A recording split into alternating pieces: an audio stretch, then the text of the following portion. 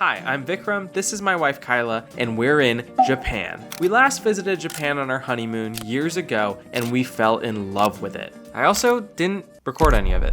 This time we're back for round 2, traveling all over Tokyo and Sapporo, and I'll be documenting every moment. We have 7 days on the clock to make more memories that last a lifetime, and you're coming with us, starting now.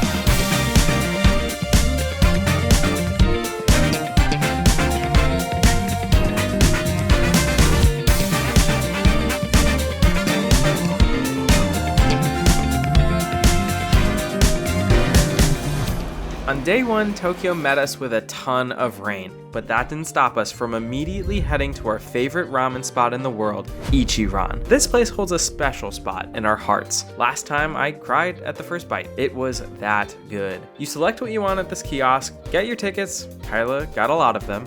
I guess I could have waited. You circle your ramen preferences on this sheet, and once a table is available, you're seated at your own private booth. And although Kyla learned Japanese specifically for this trip, you don't need to say anything. Your order card is taken, and then a couple minutes later comes your egg. Nice. And then your ramen. While I was filming mine, Kyla started crying, which got me even more excited. And after 20 hours of flying later, it hit just like I knew it would. We had a great meal and knew this wasn't the last time we were stopping in at Ichiran. It was on to the next spot. Okay, so I just want to say I ordered these in perfect Japanese. I said, 1 custard and 1 chocolate, please. And he was like, red bean paste? And I was like, do you guys have chocolate or no? And he said, no. And I said, okay, 2 custard, please. The whole thing was in Japanese. We next stopped for some taiyaki, our favorite dessert of all time. Oh. Japan is now 2 for 2 on food.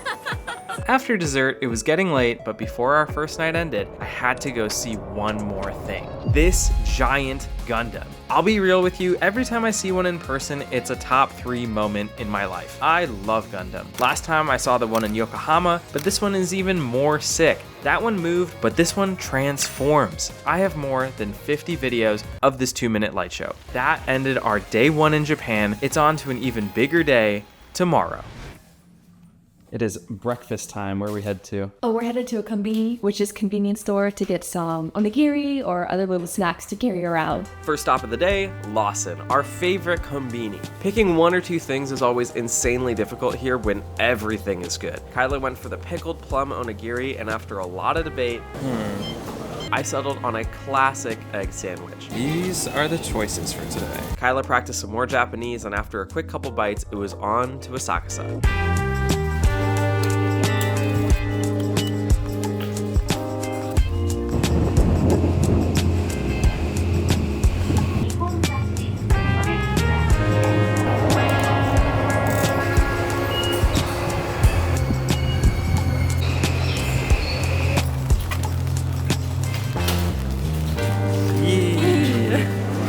First stop, Sensoji Temple. What we're really here for is the temple at the end of Nakamisidori Street. We knew going in that the street is a bit of a tourist trap, but is it really a bad thing if you find some gems? This is so cute.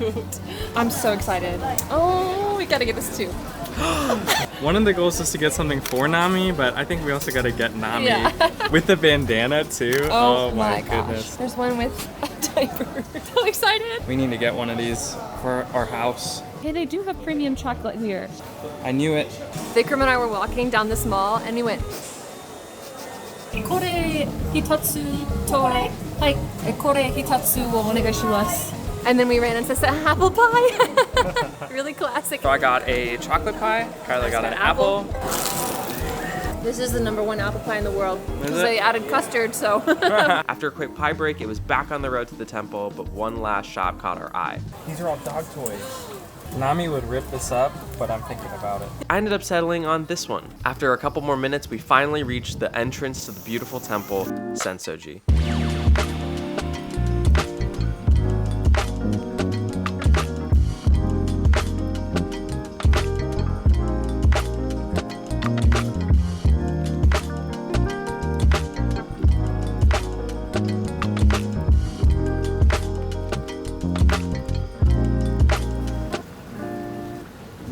Our next stop might not look historic, but it's just as deeply tied to Japan's culture. Walk through any neighborhood in Japan and you'll see them. Wax food displays. There's pictures on the menu, and then there's this. Hyper-realistic recreations of the menu that are made so accurately that they actually make you hungry. We've always wondered how they're made, so today we signed up for a class. We got the choice of 4 dishes to make. I went with the omurice, and Kyla went with this jelly parfait thing. Then it was off to work.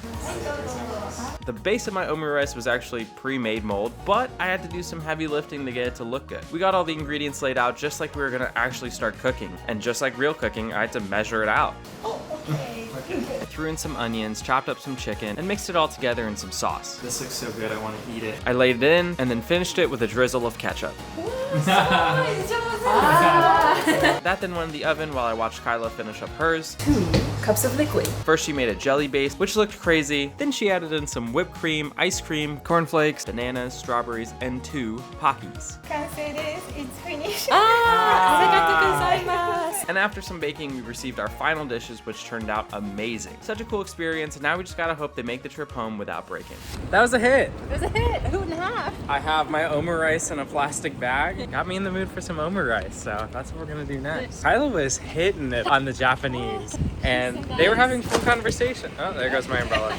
We ended up at an omurice restaurant called Egg Bomb. It had a cool diner theme, and I got my favorite drink of all time, a lemon sour. The omurice we got was huge. I've been craving good omurice for 2 years, and it was a beautiful moment. After our lunch, it was back on the trains to another place we've never been before. We landed up in Nakano, where we're visiting a giant mall called Nakano Broadway for one thing and one thing only: watch shopping. I heard the watch collecting scene in Japan is one of the best in the world, and the overwhelming amount of stores proved that pretty quickly. We ended up at a store called Jack Road and Betty. This place is a watch enthusiast heaven. Beautiful displays of almost every brand and style imaginable. I came in looking for a vintage Japanese watch, but I found a brand new two-door that I couldn't pass up. I actually got it for about 30% less than I would have in America. The actual process of buying a watch here was super cool. They take you to a special room, and when you sit down to do the paperwork, they give you tea in a cactus glass. Just a super fun experience that I'll always remember while wearing this watch. Of course, we had to get Kyla something nice too. I'm looking for 2000s style sunglasses. I'm watching Fight Club, so I'm in the mood. Next, it was on Akihabara, where of course we had to stop by the Gundam store. This place is an absolute fever dream. To make a long story short, I got really into building Gundam from this trip, and this store was the catalyst. People don't just build these, they paint them, detail them, make whole dioramas around them, and it goes insanely hard. I got a giant one to kickstart my journey,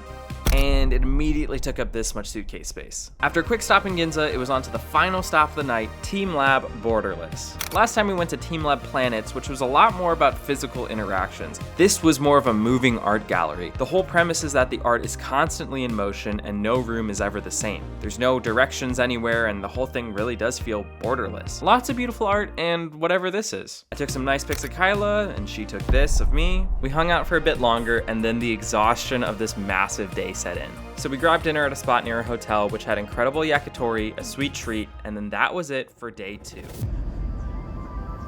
I forgot to record any of the travel, but our day 3 kicks off a short plane ride away in Sapporo.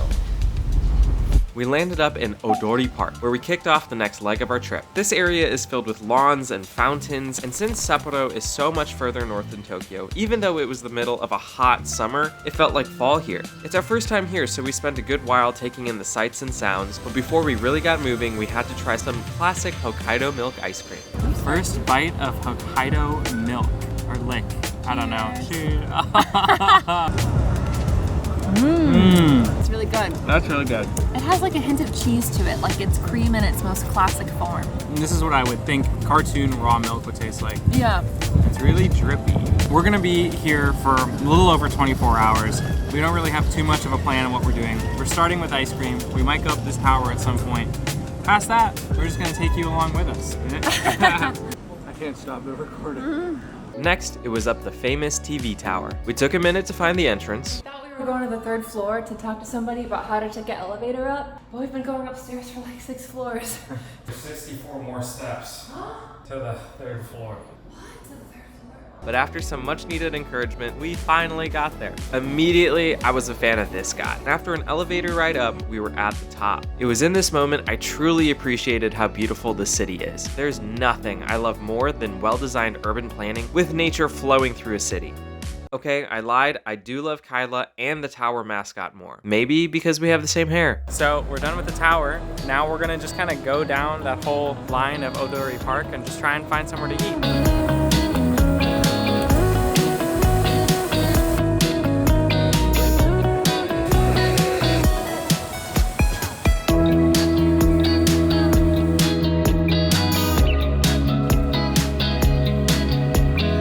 There's one food Sapporo is known for, it's miso ramen. I didn't put too much thought into our ramen search and we just wandered until we found a local spot. Fun side quest, I don't like beer and I'm determined on this trip to find one I do like. Will this be the one? This is actually pretty good. The foam is. No, the search continues. Kyla got some edamame, and then we got our miso ramen, which was really just green onion with a side of ramen. There's no other way to put it. This was an obscene amount of green onion. It was like eating cabbage. The ramen broth was good, but this was just overwhelming. With full bellies, we wandered around the mall some more, where Kyla struck out on vintage jeans, but struck gold at the Taito game station. You wanna try it? Come on. Oh, one more.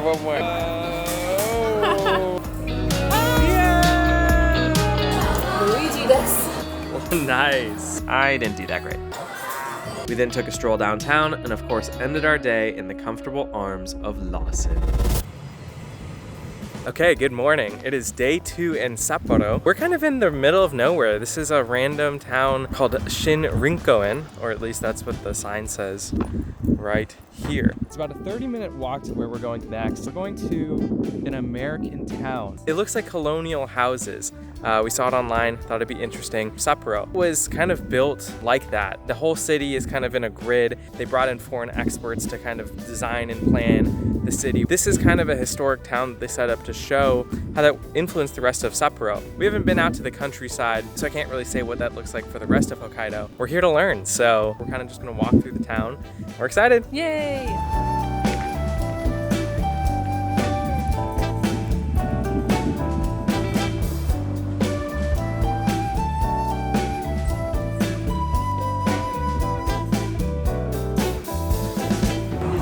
Konnichiwa. Village はここまっすぐですか？そうです。まっすぐ。ああ、まっすぐ。橋、ブリッジ渡って右ライト。ああ、ありがとうございます。ありがとうございます。11 minutes. ああ、ありがとうございます。はい。 I asked, is the village straight that way? He said, yes, it's 11 minutes that way by walking. He was pretty impressed we were walking. He's like, you're walking? We're like, yeah. It's very car-centric around here, which is really funny.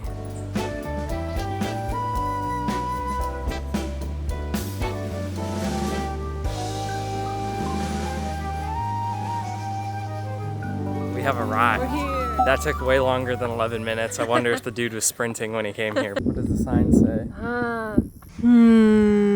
First impressions. This is pretty insane. Kyla's in my pack bag. So this is the map we're looking at. I don't understand it. Did they give you an English? Oh, they did. Okay, we have an English map as well. We're just gonna walk around and find out. I want that hat before we leave. And so we started our stroll through the historic village. We were met with tons of cool looking buildings, horse-drawn trolley, and went into our first building. Kyla, I just want you to know that I saw a dude and I gave him up. And that is a mannequin. It's a mannequin? That is not a real person. We've been to ryokans before, and I feel like that's been like, oh, let's like see what an old Japanese house looks like, and they kind of modernize it a little bit. But to actually go into one and them have it look that realistic is a pretty cool experience. We next stopped at an inn from the Taisho era, and then a buckwheat noodle shop from the 1910s. The layout was super fascinating. It's a shop in the front, and then there's various rooms in the back, which seems pretty standard for businesses in this time. After that, we hit a building which looked like a bank, but it was actually home to a printing press where we got to make our own postcards. Okay. Arigatou gozaimasu. And they turned out pretty good. For people who love Japanese history, this place is like a theme park, without all the food and rides. This is bigger than you. Yeah. You can still make sushi in a smaller version of this. This is gigantic though. This is the most interesting aesthetic I've ever seen. Western looking exteriors with Japanese interiors, and then sometimes it clashes together, but I won't really say clash. I'd say it has a really good mix. I think this bakery is probably the coolest one. This was our first day of the trip so far with the sun beating down on us, so the next spot was definitely one of my favorites. They've recreated a lot of things here, kind of taken things and built it back up. I think their best recreation. What's this?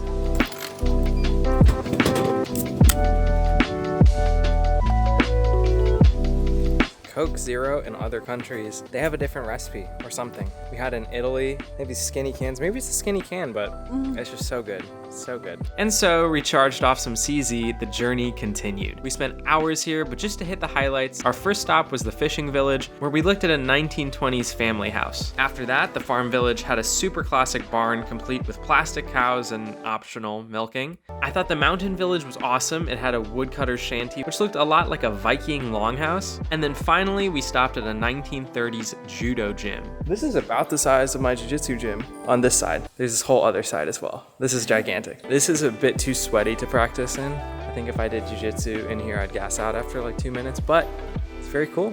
And that did it for the historical village of Hokkaido. There's over 50 buildings here, and we barely scratched the surface, but we were really impressed with what we saw. It was a nice change of pace to just walk in nature, and it was the most peaceful thing we've done so far. And so we took the train ride back to Sapporo, directly to Ramen Alley to give miso ramen another shot. And this one redeemed it. Deeply flavorful broth, tender chashu, and I struck out on beer again, but that's okay. After that, we shopped around the city for some souvenirs and trinkets, and I took the first steps into a Pokemon card collecting addiction. I honestly had no idea what I was looking at and picked up one I thought was cool. I didn't know it yet, but that was just the first of many. Exhausted from the day, we ordered in some room service.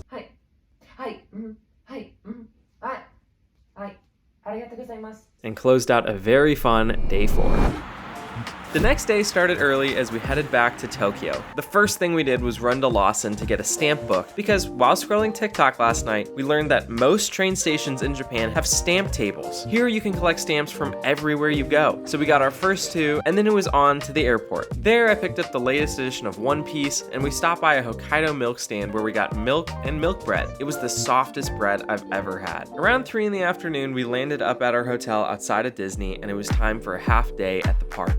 We're in! We're in! I'm looking at the castle online and looked a lot smaller. This is huge. You have a nice covered area, like Universal. We're gonna get some food, and then we're gonna hop on some rides. Kyla got a tropical jelly drink with a Baymax mochi. We both got sushi hot dogs, which were decent, and I was looking for a drink, and I got a beer that I didn't like the other day, but I'm gonna try it again, and I'm gonna drink it until I like it. after that, I grabbed some curry popcorn. It's good, it's alright. It doesn't really taste like curry. It kind of just tastes like popcorn, but it's good. It smells good. Like curry? Nope. And then we hit Big Thunder Mountain. Pretty quick park day, but what we're really here for is checking out Disney Sea tomorrow. And the day started out rough. To avoid long ride wait times, you gotta be one of the first in the park and wait in line to get in. Has to pee. By the way, I forgot to mention I got this cool hat the night before, and I was super stoked about it. Duck. The first ride we hit up was Journey to the Center of the Earth. Despite beating lots of people in, we were also behind a lot of people. All good though, there was a lot of fun stuff to look at. I couldn't record on the ride, but here's me waving to some people. After that, we took some time to walk around and enjoy the park. We got creme brulee churros and Apple tea soda. How is it? Very good. I think you'll like it. Now going to Indiana Jones. To avoid a 2-hour wait, we split up into the single riders line and I said bye to Kyla. We looked at our pictures. I wasn't scared at all. This park is beautiful. You look at this and you're like, how are we in Japan? Yeah. It connects right into the Pacific Ocean and water flows straight through the park. We stopped for a quick lunch and then we hit a warm-up coaster before the biggest coaster of the day. We got a fast pass for Raging Spirits and took a terrifying walk past danger signs, people screaming, and looking at the inner workings of this wooden coaster. Outside looking in, it's terrifying, but funny enough, it was the calmest coaster of the day and this loop is pretty small. Done with rides for the day, not for lack of trying, but due to the fact they only have 3 major rides, we decided to head out. But before that, I hit a major high standing on this cool pirate ship right before hitting my lowest low of the trip. I just lost my hat. That is a shame. I had about a solid 4 hours wearing this hat, and we really bonded. This was like watching a Viking funeral, where the body just won't sink into the abyss. Oh. It was hard to get closure. Seeing Mickey helped ease the pain a little bit. Disney Sea was fun, all things considered, but when you're in Tokyo, the whole city is your Disneyland. So we decided to hop to Shinjuku for the rest of the day.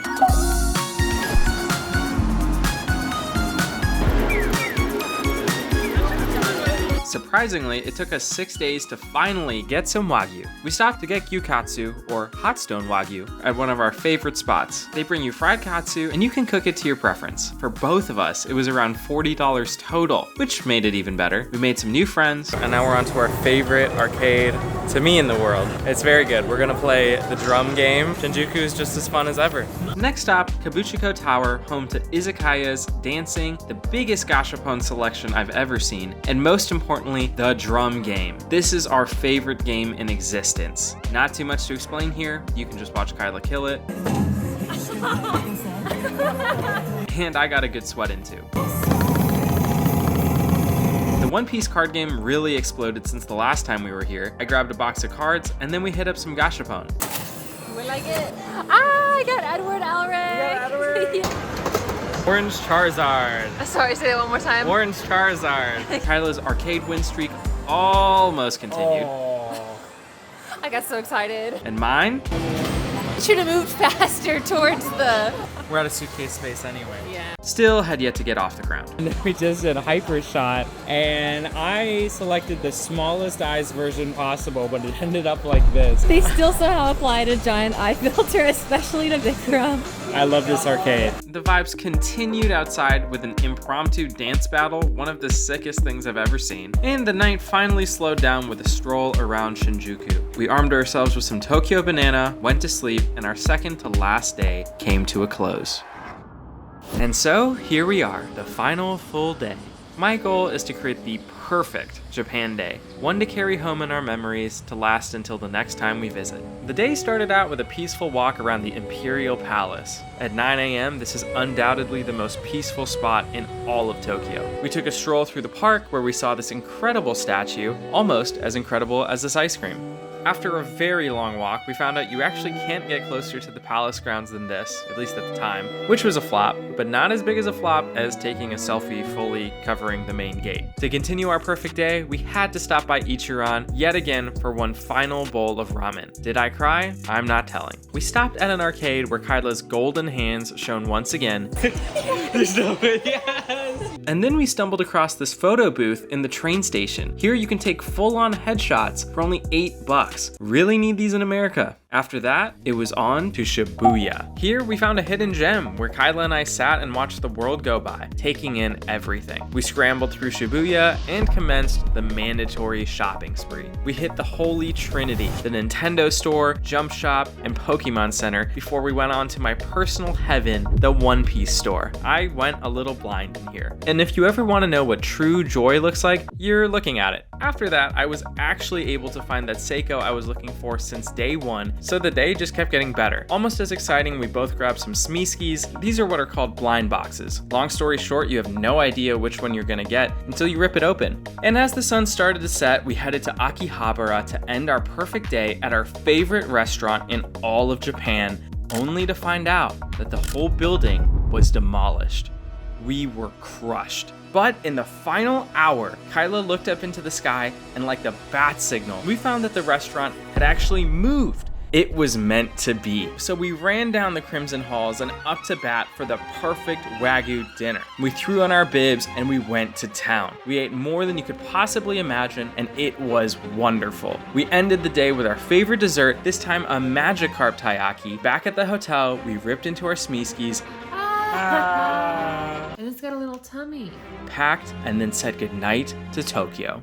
And the next morning, it was finally time to leave. Every time we leave Japan, we feel a deep sadness, and it feels like we're leaving a part of our hearts here. But at the same time, the feeling I have from being able to share parts of our trip, both in the form of this toy for Nami and this vlog, brings me immense joy. We'll always have parts of Japan with us, and I'm so glad you joined us on the ride. Thank you for watching. See you next time.